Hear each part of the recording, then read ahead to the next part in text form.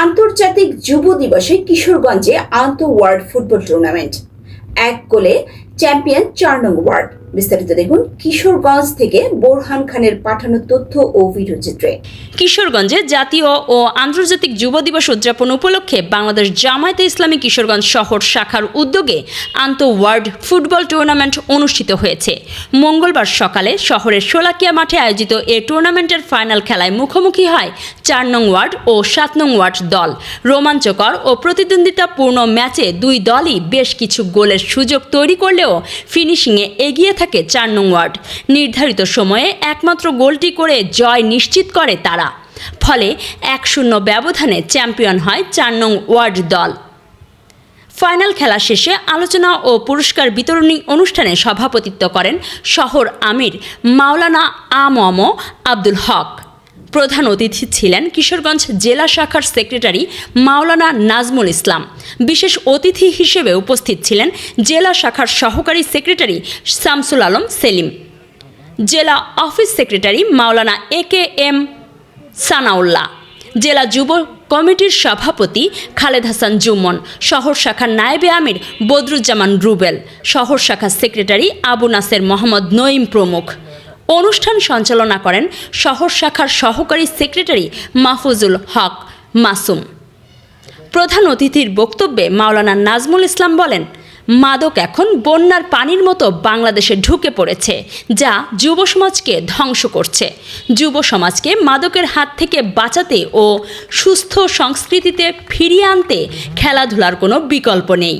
সম্পদে পরিণত করা, কিন্তু আমরা দেখি আরেকটা ষড়যন্ত্রের শিকার এই যুবক পার্শ্ববর্তী রাষ্ট্র থেকে, আশেপাশে দেশ থেকে বন্যার পানিজিত ভয়ঙ্কর স্রোত নিয়ে এই মাদক এদেশে সাপ্লাই হয় যুবকদেরকে ধ্বংস করার জন্য। আজকে যুবকরা মাদকাসক্ত, নেশাগ্রস্ত, তাই দেশটাও বিপদগ্রস্ত। আর আমরা বিশ্বাস করি এই যুবকদেরকে কাজে লাগাতে পারলে, যুবকদেরকে যুব সম্পদে পরিণত করতে পারলে এ দেশটা খুব দ্রুতই উন্নতির চরম শিখরে পৌঁছবে ইনশাআল্লাহ। যে দেশ যত উন্নত, সে দেশের যুবকরা তত বেশি অ্যাক্টিভ। কিন্তু বাংলাদেশ কি করে পড়েছে, যুবকরা ফারাক্কার বাঁধ ছেড়ে দিলে যে পানি দেখা যায় ভয়ঙ্কর রূপে, এর চেয়ে বেশি ভয়ঙ্কর এই মাদকের যে চালান, সেটা এত প্রকাশ্য না। সারা বছর ২৪ ঘন্টা চালাতে হয়, গাড়ির বহর থেকে ভয় লাগে।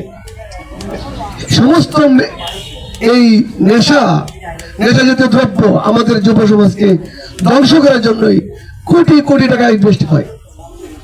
আর বাংলাদেশ জামায়াতে ইসলামী চাচ্ছে যুবকদেরকে খেলা মাঠে নামাবে, সুস্থ সংস্কৃতি চর্চা হবে, খেলার মাঠ থেকে, ফুটবল খেলার মাঠ থেকে নারাতে স্লোগান হবে, ক্রিকেট খেলার মাঠ থেকেও ইসলামের পক্ষে আওয়াজ হবে। যুবকরা শারীরিক কসরতের মাধ্যমে শক্তি অর্জন করবে, দেশের ২০ কোটি মানুষের অগ্রগামী হবে, দেশটাকে উন্নয়ন করার জন্য তারা একটি অগ্রজ ভূমিকা পালন করবে।